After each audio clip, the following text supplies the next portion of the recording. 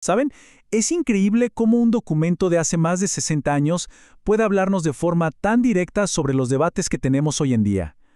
Hoy vamos a explorar una perspectiva que nos propone un equilibrio fundamental, uno que, seamos sinceros, a menudo parece que hemos perdido en nuestras discusiones sobre derechos humanos.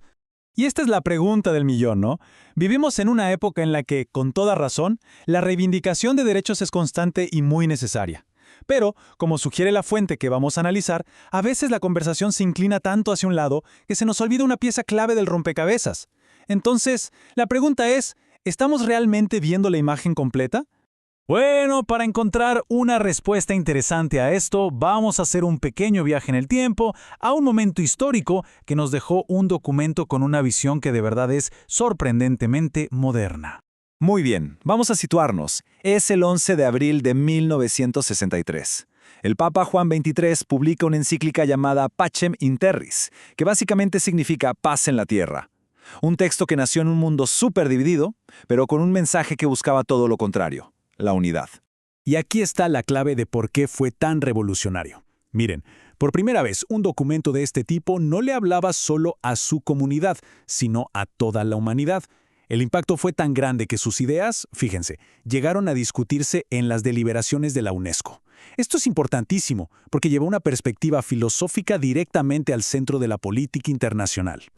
Ok, pero antes de meternos de lleno en el tema del equilibrio, el documento pone las bases. O sea, ¿cuáles son esos derechos que tenemos todos simplemente por el hecho de existir? La encíclica arranca con lo más esencial, el derecho a la vida y a un nivel de vida digno. Y esto no solo significa sobrevivir, ¿eh? Habla de dignidad, de garantizar cosas como la comida, un techo, atención médica y la seguridad cuando somos más vulnerables. Lo básico para nuestro bienestar.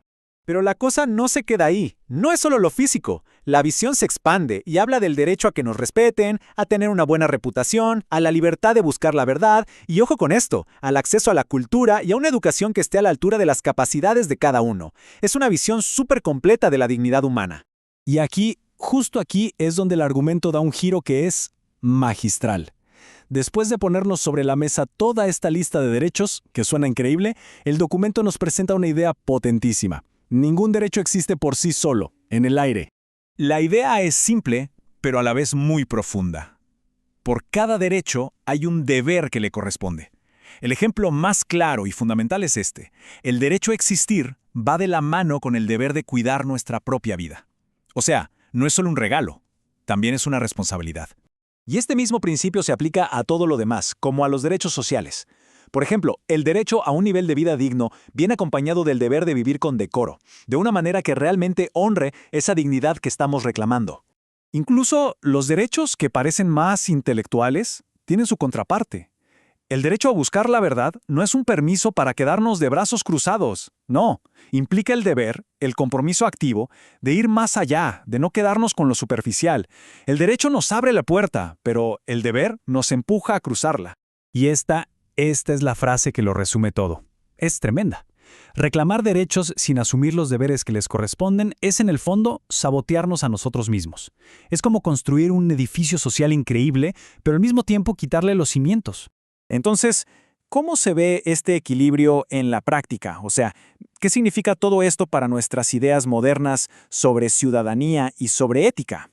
El concepto clave aquí es el de deber correlativo.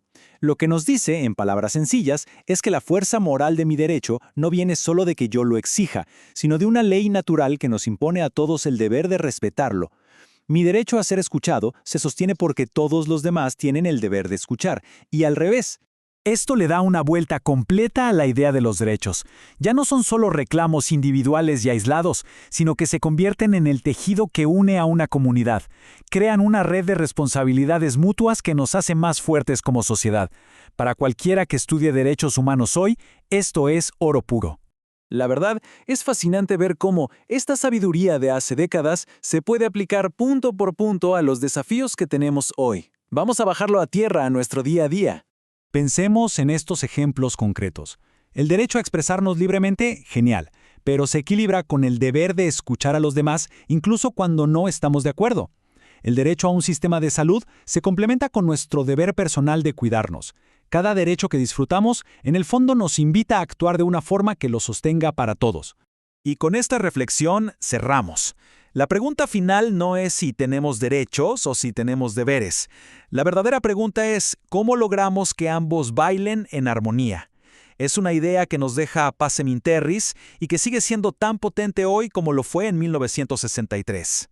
Quizá, solo quizá, el verdadero progreso no está en exigir más, sino en equilibrar mejor.